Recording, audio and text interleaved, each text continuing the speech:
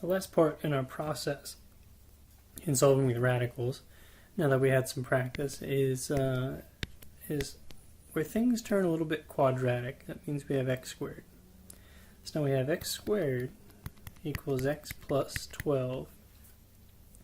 Now that we have a quadratic and a linear term, we want to get everything on one side. We really like to keep x squared positive. So if that's the case, we're going to subtract both of these terms until we have something that looks like x squared minus x minus 12 equals 0. Now we've got two options here. We'd really like to remember how to factor, which means we're going to take 1 times 12, so I get negative 12. And are there any factors of 12 that subtract to give me 1? Remember, factors of 12 are 1 and 12, 2 and 6, 3 and 4. Hey, there they are, 3 and 4. And if I want to get negative 1, I'm going to use negative 4. Now, if the problem were a little bit harder, remember, we would factor by grouping by saying x squared plus 3x minus 4x minus 12 equals 0, and then factor by grouping. Take out a GCF of x and get x plus 3. We have to get x plus 3 again, so my GCF is negative 4 this time.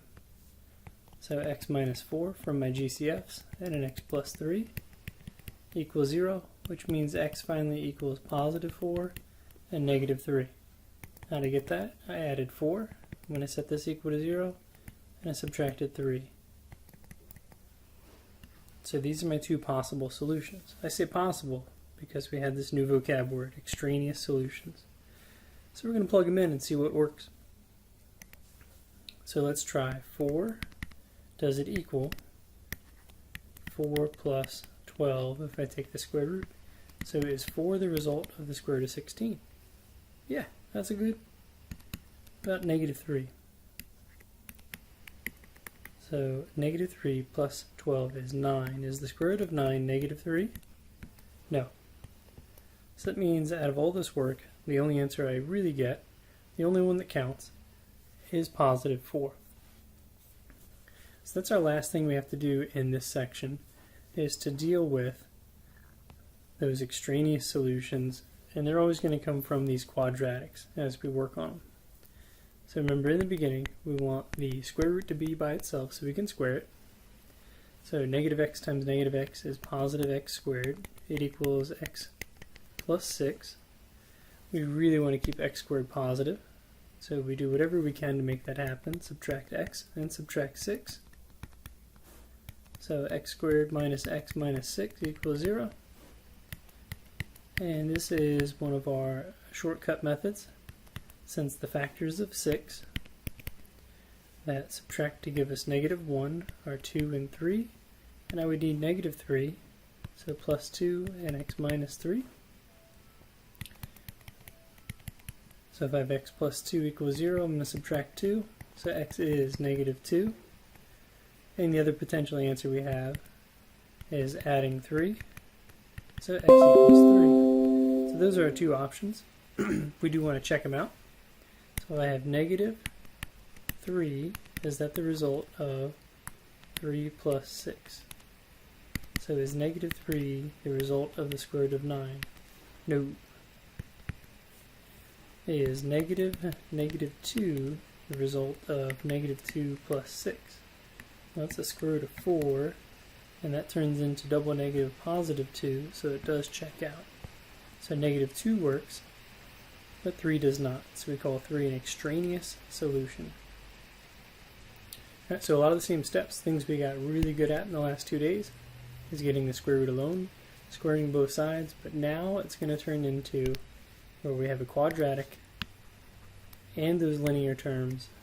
So when everything on one side set equal to 0, super important, and then we have to recall how to factor from just a few days ago. Alright, so we have this problem we could have done the other day. We chose not to, so we'll use it as an extra example here. Let's get a good pen choice for this evening. Purple it is. Alright. Let's get the square root by itself. Divide by 5. Whoop, there it goes. The square root of 10x minus 1 equals 5x. To get rid of the square root, we're going to square it. So there it goes. 10x minus 1 equals 25x squared. Yes, we have to square the 5 and the x. 25x squared. Since that is the quadratic term, we want to keep it positive. We're going to subtract 10x and add 1. Subtract 10x and add 1. Now it equals 0. And what are the factors of 25 that add up to negative 10? 1 and 25, nope. 5 and 5, you betcha, as long as they are both negative. So 25x squared minus 5x minus 5x plus 1 equals 0. GCF is 5x, and we'll get 5x minus 1. Need to get 5x minus 1.